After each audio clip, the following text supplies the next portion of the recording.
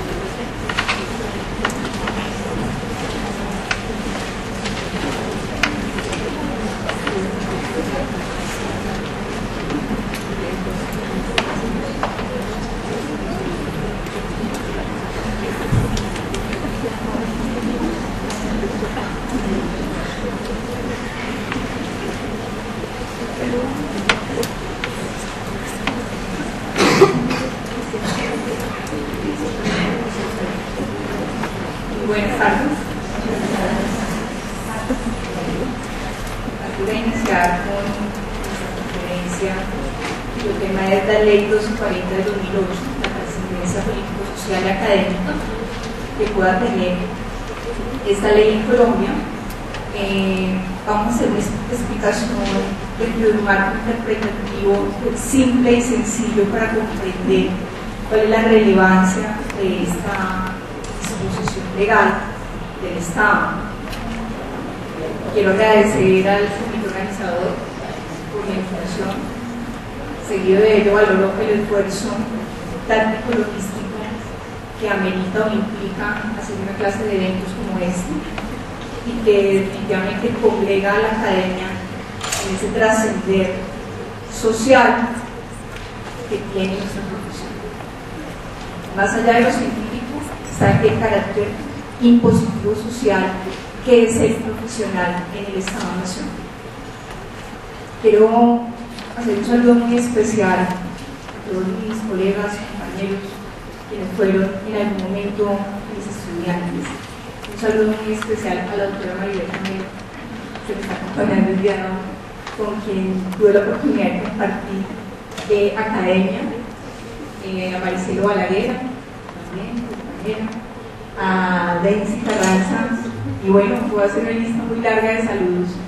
Entonces, la idea es proseguir con esta conferencia, cuyo objetivo primordial es intentar comprender la importancia que tiene la reglamentación ética del terapeuta respiratorio.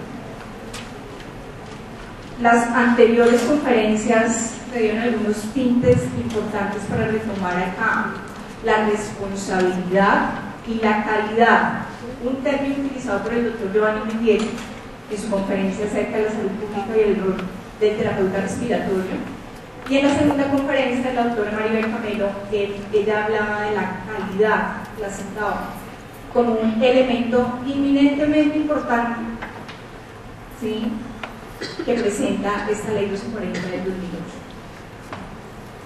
Antes de eso y de iniciar y dar impulso a mi ponencia, quiero advertir que parte de mi ponencia tiene que ver con el artículo 20 de la Constitución Política, porque la traigo aquí,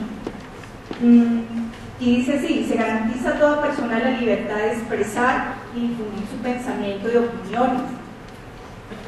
Es decir, que ya me aseguré que lo que pueda decir aquí lo digo con cierta libertad. La de informar y recibir información veraz e imparcial, y la de fundar medios masivos de comunicación. Entonces ya concreté que mi ponencia tiene que ver con el artículo 20, con el artículo 67, que es el derecho a la educación. La educación es un derecho de la persona y un servicio público que tiene una función inminentemente social, dado que la profesión de terapia respiratoria tiene que ver con la formación de sujetos con responsabilidad y con entrega a la comunidad, pues debo citar este artículo.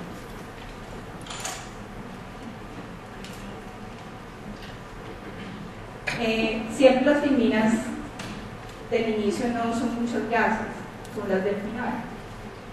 Yo estas gracias se las quiero dar a una persona que tuvo la interés y lideró un proceso muy importante de reglamentar la profesión de terapia respiratoria, que es la doctora Nubia Pinuel, a quien desde aquí le hago un saludo muy especial y le agradezco enormemente porque la carrera ya está reglamentada.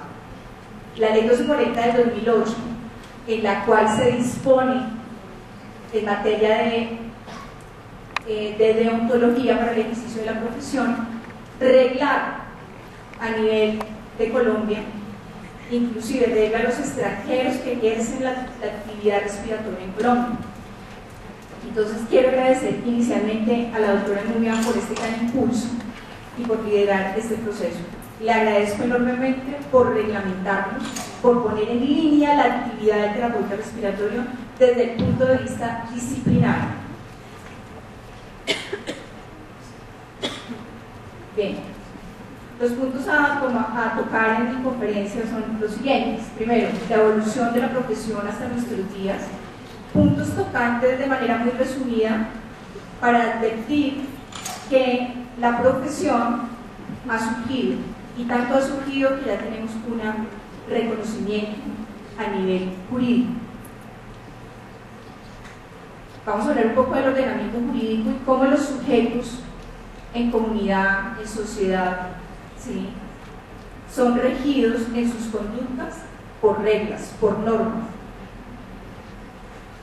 La requisición estatal en los programas de formación a nivel de la educación superior. Vamos a hacer un recuento del marco general de la ley. Vamos a tocar el punto de la relevancia político-social y el sexto punto es uno de los más importantes, que es la consumación o materialización, reproducción de la ley. Bueno, la evolución de la carrera. La carrera aparece antes de Jesucristo. El capítulo segundo del Génesis, en su versículo 7, dice lo siguiente: ahí se inicia la carrera de terapia respiratoria así. Entonces Dios el Señor formó al hombre de la tierra misma y sopló en su nariz y le dio vida. Así el hombre se convirtió en un ser viviente. La terapia respiratoria, pregunto, ¿no hay un símil en todas nuestras actividades asistenciales? Pregunto. Sí, ese es el origen real de la terapia respiratoria.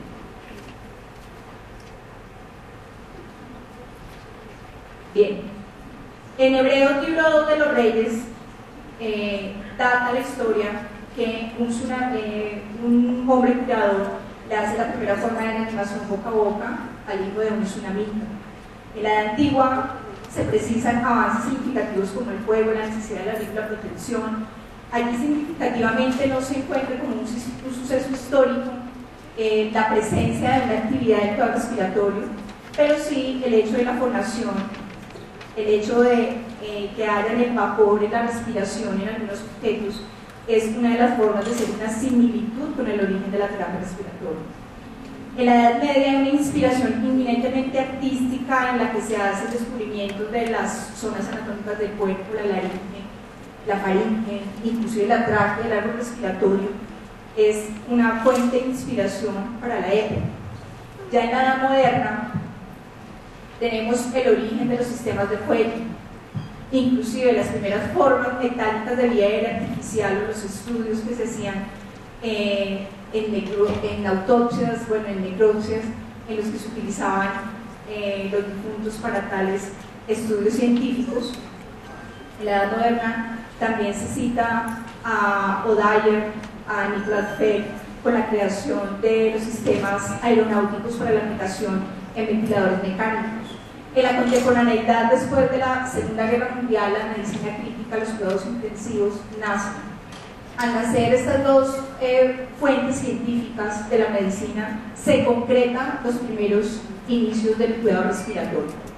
En 1901, William Edwards inicia las primeras técnicas de fisioterapia de tórax, y a nivel de los cuidados intensivos, pues la aparición de los microprocesadores hoy en día creo no estar actualizada. Encontraremos equipos eminentemente inteligentes, ¿sí? Y que además deben utilizar neuroreceptores para la estimulación de la respiración. Microprocesadores de quinta, cuarta, sexta generación, como lo que veíamos en la exposición de la doctora Maribel. Bien, toda actividad humana debe estar reglada, normatizada, para no caer en el caos. Debe haber un orden. Generalmente los seres humanos tendemos a caer en el caos. Nuestra actividad psíquica o comportamental de alguna manera hace que haya unas desviaciones en cuanto a los comportamientos. De este mismo sujeto de comunicación ha hecho que regle ese comportamiento. Cuando se reglan los comportamientos o las actuaciones, eso nos va a generar una obligación, un derecho, ¿sí? Y esos derechos pues obviamente deben ser defendidos, deben ser solicitados, deben ser aprobados. El orden jurídico colombiano está regido por la escuela positivista del siglo XIX, cuyo autor más representativo es el doctor Hans Kelsen. Es un austriaco, fallecido en 1933, el padre de todo el régimen jurídico en el mundo. Obviamente que hoy en día se acercan escuelas como el naturalismo y escuelas como el realismo. Obviamente que Colombia es un país que se rige bajo la escuela positivista.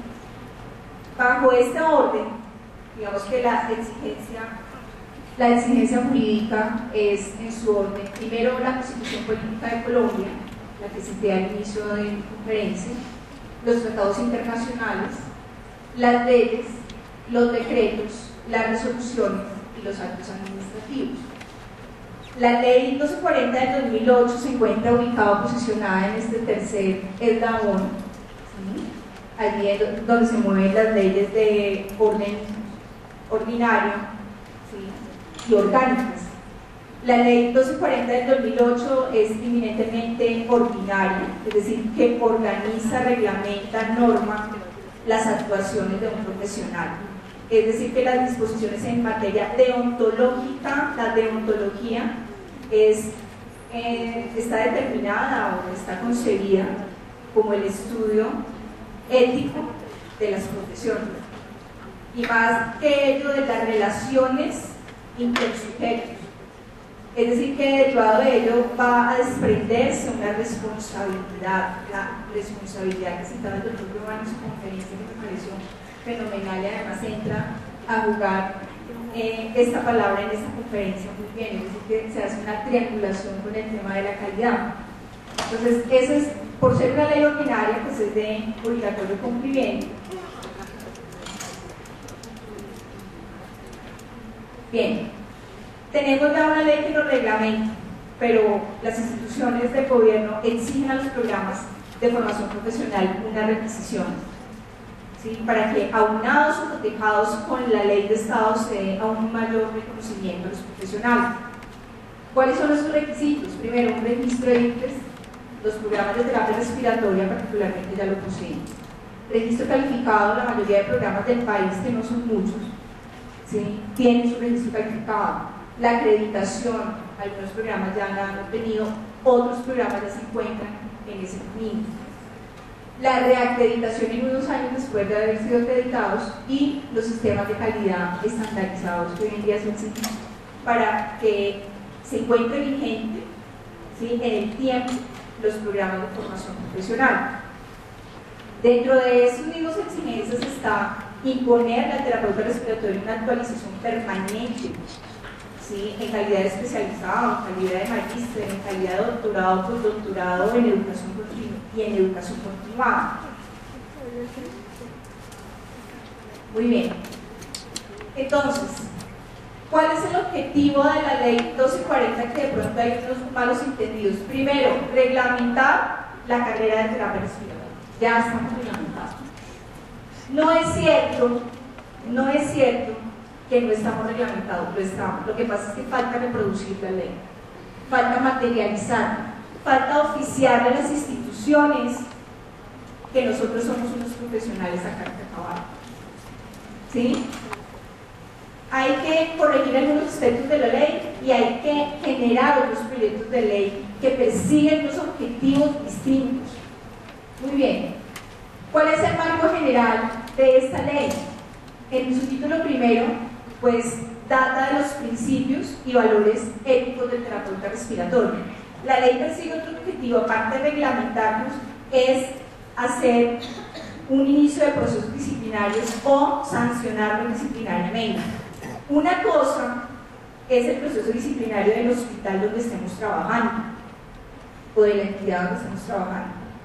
Otra cosa es el proceso disciplinario que se va a iniciar en los tribunales departamentales o nacionales de ética en terapia respiratoria. Es decir, que esta ley nos impone, compañeros, colegas, una responsabilidad y una obligatoriedad frente al Estado y frente a los pacientes muy elevada. Ya no es que vaya y responda la enfermera jefe o que responda el médico. Aquí ya responde el terapeuta respiratorio.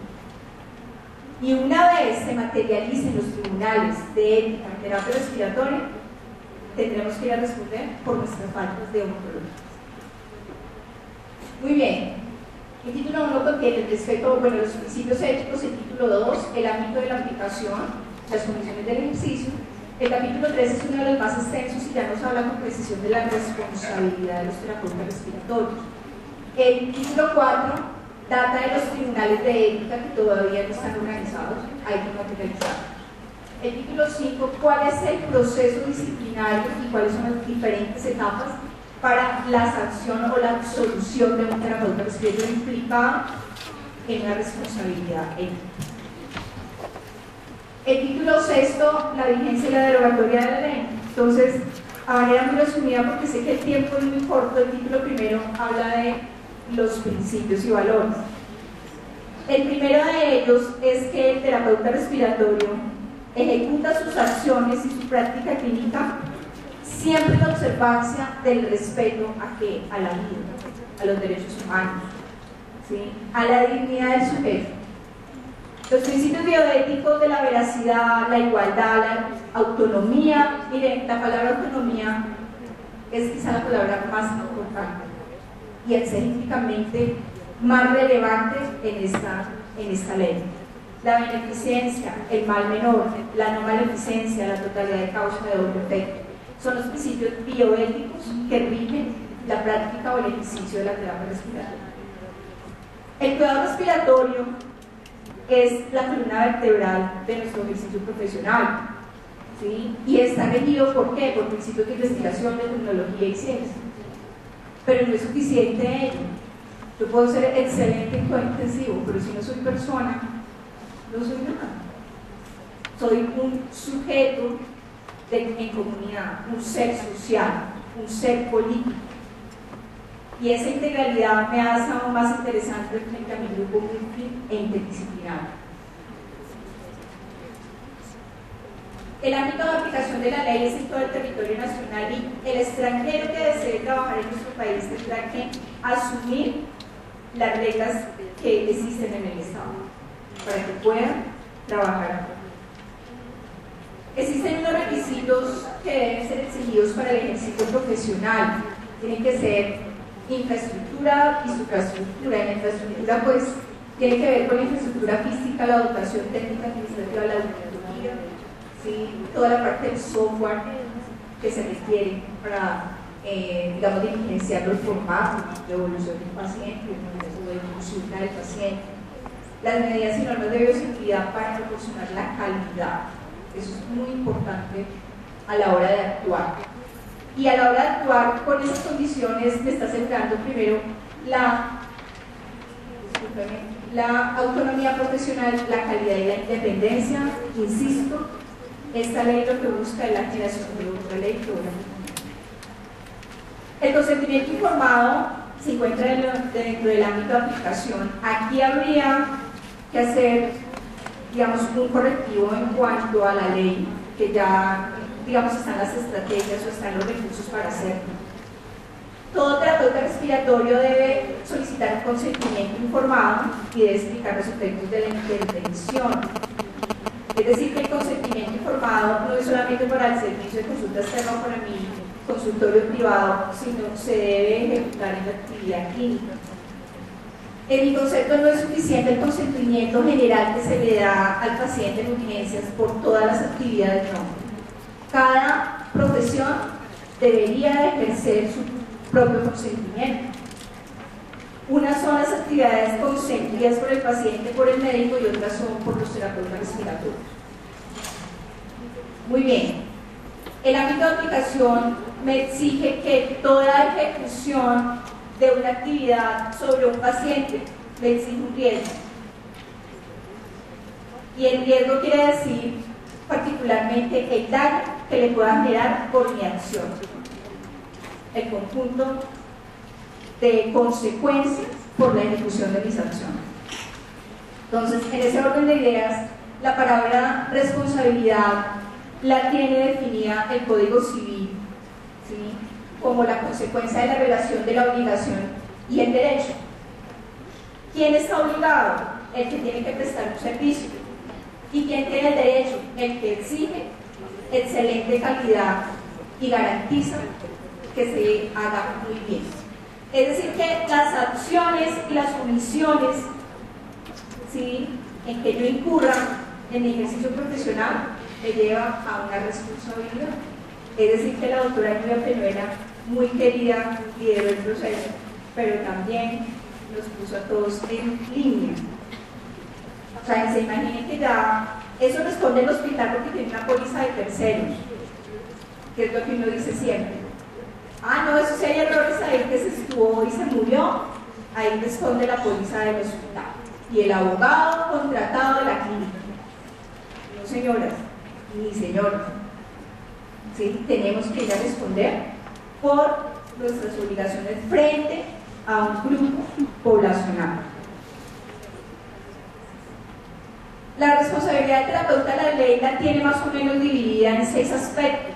Respecto a la práctica clínica, pues tiene que ver con el respeto a la dignidad de la vida, ¿sí?, a los derechos humanos, al recurso humano, es decir, a mis relaciones interpersonales con el respeto debido y la independencia jerárquica.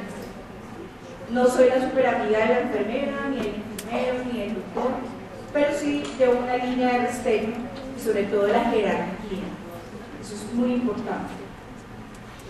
Frente a las instituciones y a la sociedad, el terapeuta respiratorio debe siempre guardar reserva al secreto profesional, ese sigilo.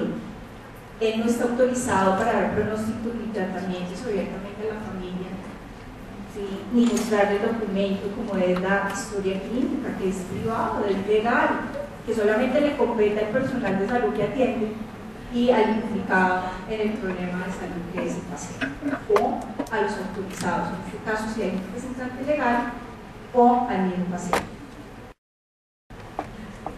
Hay el título tercero, el artículo 16, que me llama muchísimo la atención, y es la responsabilidad que tienen los terapeutas respiratorios frente a la academia, a la investigación, al desarrollo científico. Dice literalmente, les voy a leer el artículo 16. Además me encanta este artículo porque yo patrocino habitualmente la academia. Y dice lo siguiente, artículo 16. El profesional de terapia respiratoria en desarrollo de la actividad académica contribuirá a la formación integral del estudiante como persona. Cuando uno ve en la mayoría de instituciones, muchas veces el rechazo al estudiante, ¿sí?, por los mismos terapeutas de las instituciones. Es decir, que la invitación aquí con este artículo, compañeros y compañeras, es que todos somos terapeutas respiratorios de pregrado, de posgrado, de doctorado, de maestría, pero todos somos terapeutas sin distinción de raza, sexo, cultura, condición económica. Y este artículo 16 me gusta por eso, porque hay que patrocinar el pensamiento crítico en los estudiantes, la investigación, estos espacios académicos que son enriquecedores. Muy bien. La responsabilidad del terapeuta, él está obligado frente a los registros de la historia clínica, que sea veraz, secuencial, honesto en su evolución, a que consigne en ella la fecha y la hora de los tratamientos instaurados al paciente. Muy bien. Una vez está explicado el marco general de la ley, entonces ya viene lo que persiguió Nubia, ¿sí? Que es ponernos un poquito a pensar y a ponernos temerosos qué va a pasar en adelante. Entonces, los tribunales de ética médica son autoridades que esencialmente manejan los procesos disciplinarios. Y para ello, pues hay dos clases de tribunales, el departamental y el nacional. El departamental es una autoridad disciplinaria en primera instancia y en segunda instancia el nacional. Los departamentales, particularmente, el nacional debe estar configurado por 7 miembros de reconocida idoneidad profesional, académica y ética. Ellos serán terapeutas respiratorios que tengan por lo menos 10 años de experiencia en el ejercicio profesional. Y esos terapeutas respiratorios, su sede base va a ser Bogotá, y una vez asuman el cargo bajo un acto administrativo, se llamarán magistrados. Magistrados de primera instancia o magistrados de segunda instancia. ¿Y de qué van a conocer? De las faltas deontológicas por acción o omisión.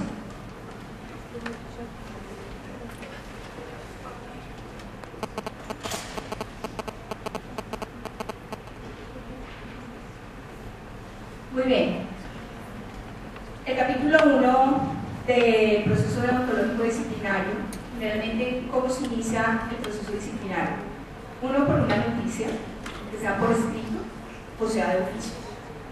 De oficio que le inicie el magistrado, ¿cierto? O por escrito que lo haga una persona jurídica, una persona natural, un ente público, o cualquier usuario puede acercarse y pasar la queja del comportamiento y lo de la falta de ética del terapeuta respiratorio. Después de ello, se inicia una etapa preliminar. El magistrado instructor hace una primera indagación, ¿sí? Una primera verificación de esa falta, si es constitutiva o no de tipicidad de falta deontológica, si es una conducta típica. Si no lo es, precluye digamos, como la fase preliminar de esta etapa disciplinaria. La fase o la etapa de investigación formal, ¿sí? La primera etapa tiene un curso de 2 meses, la siguiente de 4 años. Una vez se identifique la conducta, es decir, que el terapeuta se equivocó y le generó una lesión importante al paciente, ¿sí? Ejemplo, en una extubación el paciente entró en un estado de hipoxemia importante, entró en paro cardiorrespiratorio, fatalmente fallece, no responde a la enfermedad de reanimación. Obviamente esto es un caso evidentemente extremo, porque hay que ver las condiciones del paciente. Pero digamos que sucedió ese desenlace fatal donde hay un primer implicado que fue un terapeuta respiratorio en una unidad de cuidado intensivo o en un servicio de urgencias. Esta investigación tiene un tiempo de duración de 4 años. En ese tiempo, ¿sí? Generalmente no toma 4 años, toma 6, 7 meses, de acuerdo al número de casos que haya en cada uno de los despachos del magistrado. Entonces allí se inicia la primera fase de investigación, hay una etapa de descargos, o sea, se hace la apertura de la investigación, se tipifica la acción, después viene la fase de los descargos. Es importante recordar que toda la acción disciplinaria está regida por el debido proceso. Todo terapeuta respiratorio debe ir con su abogado que lo represente, que es un proceso jurídico como en cualquier juzgado. Entonces, tiene las mismas etapas. Dentro de la investigación hay una etapa que es la etapa de descargos y la etapa probatoria. Las pruebas se pueden solicitar de oficio por el magistrado o las que pueda aportar en su defensa el terapeuta respiratorio implicado en el caso. Muy bien, una vez se hace un estudio por 15 días de las pruebas, se escucha al indiciado, al significado, al implicado en en el asunto, entonces viene o surge ya el fallo, ¿sí? Cuando se falla hay dos vías, una o se absuelve o se sanciona. Las sanciones son por escrito o pueden ser verbales y públicas. Generalmente las sanciones por escrito y más o menos en el término de 5 días se notifican por edicto. Una vez notificada por edicto, se publica y tiene 5 días para que apele y interponga un recurso de apelación. Cuando se apela y es aceptado por el magistrado, nos vamos a una segunda instancia para estudiar este caso y mirar las condiciones de esa persona que ha sido sancionada. Existen unos recursos por ley. Sí, el primero de ellos es reposición, apelación, queja y suplica. Y muchos de ellos pueden irse por vía administrativa. Las prescripciones de las investigaciones disciplinarias de los terapeutas prescriben a partir del tiempo en que se ejecuten las acciones sin que haya mediado ninguna acción judicial frente a ello. ¿Sí? Casi siempre son 2 años las prescripciones o que se extingue la responsabilidad. Hay unas circunstancias de atenuación de la sanción. 2 de ellas es que el terapeuta en los 4 años anteriores a la falta de óptica, ¿sí?, por los cuales fue sancionado, no haya tenido antecedentes disciplinarios. Esa es una de las condiciones en las cuales el terapeuta no puede ser, y que haya tenido una buena conducta durante el tiempo la ejecución de sus servicios clínicos. De la segunda, entramos condición de circunstancias de atenuación de la sanción. Bueno, esto resumidamente las etapas: la preliminar, que dura 2 meses, la investigación 4 años, y el juicio, que para mí es la imposición de la sanción. Quiero decir que la más grave de todas las sanciones es que le retiren a uno la tarjeta profesional. Eso es gravísimo, ¿sí? Eso es inminentemente grave, que uno sin la tarjeta profesional no puede ejercer profesión. La sanción más grave es esa, y más 10 años de suspensión del ejercicio profesional. La vigencia de la ley, pues a partir de la fecha en que rige, para el año 2008, y obviamente todas las demás disposiciones serán contrarias. Y aquí es donde digo, nosotros no tenemos más disposiciones que les sean contrarias. Esta es la primera y la única ley que hay en el momento, ¿sí? Van a venir otras más que son muy importantes trabajos. Muy bien. La doctora Nubia lo que hizo fue que el caos, ¿sí?, que había anteriormente en nuestra profesión, que no estaba arreglado, ¿sí?, lo que hizo es llevarla a un orden. Las piezas del rompecabezas ya están evidentemente puestas, organizadas, ya hay una carrera profesional reglada, ¿sí?, ya somos reconocidos en el Estado, pero no todo el mundo lo conoce.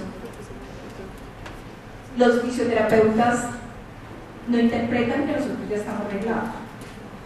Mejor que sigan así, pensando eso mientras que se hacen otras leyes, ¿sí? ¿Cuál es la trascendencia social y la más importante, o una de las más importantes, el culto a la obediencia? ¿Sí? Muy bien. Ya ahora el culto a la obediencia. Mire, con esta ley lo que se quiere decir es que nosotros debemos tener una cultura en el ejercicio profesional, en la práctica de valores, en la observancia de la ley. Yo los invito a que la lean, tómenla.